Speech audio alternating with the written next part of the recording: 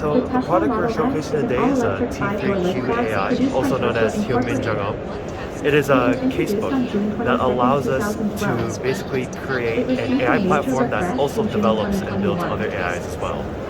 So how this exactly works is the AIs that we build or that we service will actually come from 28 separate cases that is made up of 7 different data types that the AI can interpret and read, and it can categorize them into 4 separate areas, such as classification or clustering. So with this, we're able to actually receive in large amounts of data and interpret it however the consumer would like to use it for. Whether it be, let's say, for purchasing or whether it be used for client information, the AI will actually, in this way, cater part of itself for the consumers to use however they need to. Not only that, but since it is such a flexible AI, consumers can also, in a way, produce their own AI as well.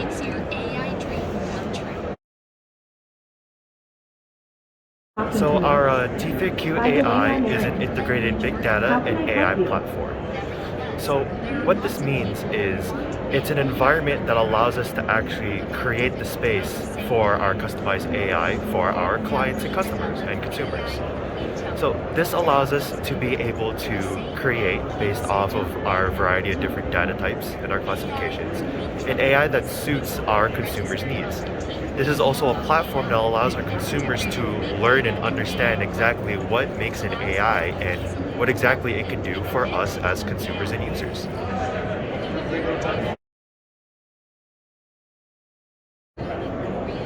So when we usually talk or discuss about artificial intelligence to other companies, the largest issue that we've had is talking to them about the complexity of how AI is. But in the reality is I guess you could say, difficulty of how to actually teach and explain how exactly the AI works and the working components that belongs to developing such a thing. So whenever companies decide that they want to do a model or they actually want to have their own model AI, they usually come to us as a company, Sunlux.